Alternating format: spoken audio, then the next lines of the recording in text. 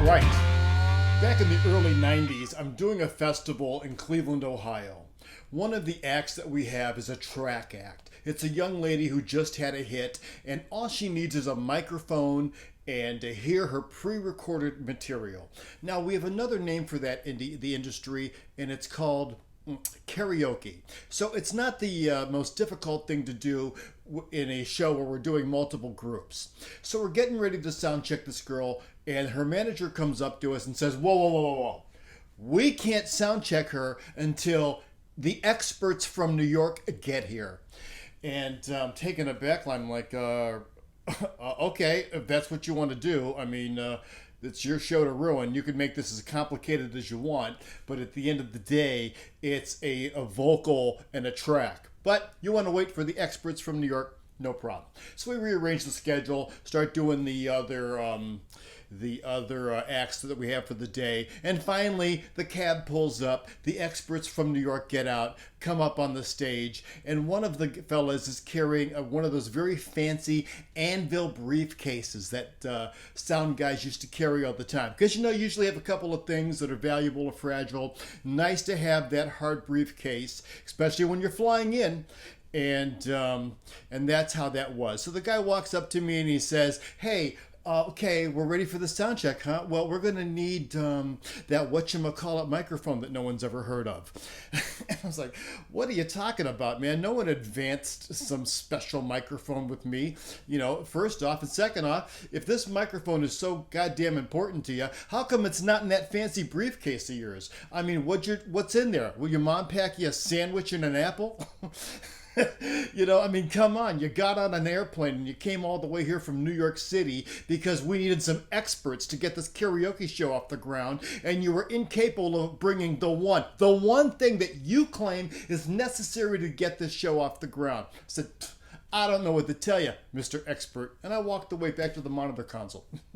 Whatever you want to do, It's your show to ruin. So we did the show. No big deal. Everybody survived. And for years we joked about the experts from New York, So a little bit while after that, I'm doing a show in Kent State University, and the show itself is in the gymnasium at Kent. The act is a guy named Drew Carey, and he's a comedian. He's from the area, and he has an opening act, and her name is Ellen Cleghorn. She's from Saturday Night Live, right?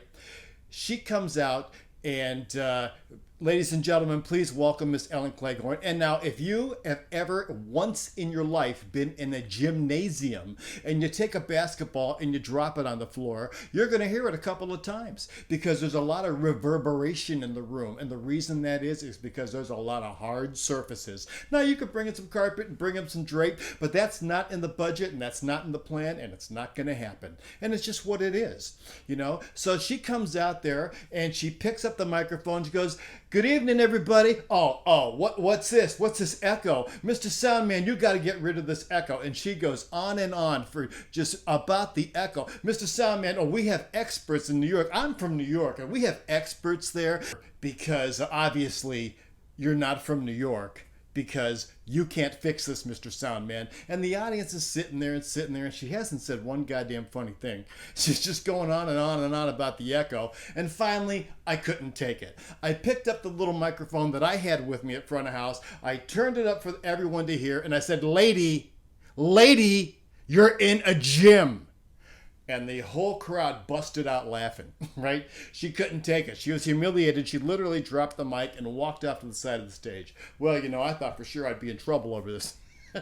So I put on some house music and I went backstage, and there's Drew Carey and his manager, and they are both laughing, right? They invite me in the dressing room with him, and they light a joint. We're passing it around. They said, man, that is the funniest shit that he ever heard in his whole life. Lady, you're in a gym, So I get high with Drew Carey, which is awesome. I go back to the front of house console. Everybody, please welcome Drew Carey. And he comes on stage. Everyone's applauding for him. And he says, wow, some echo in here, huh? And he starts laughing, and he was making himself laugh before telling all of his jokes, which is hysterical, and it was really really funny. And the thing that really brings it home is that I moved to New York City. I worked there for almost 20 years, and I got sent out of state to do a job. And when I showed up there, the production manager introduces me to the local crew, and they said, "Here, this is Mr. Walker. He's the expert from New York."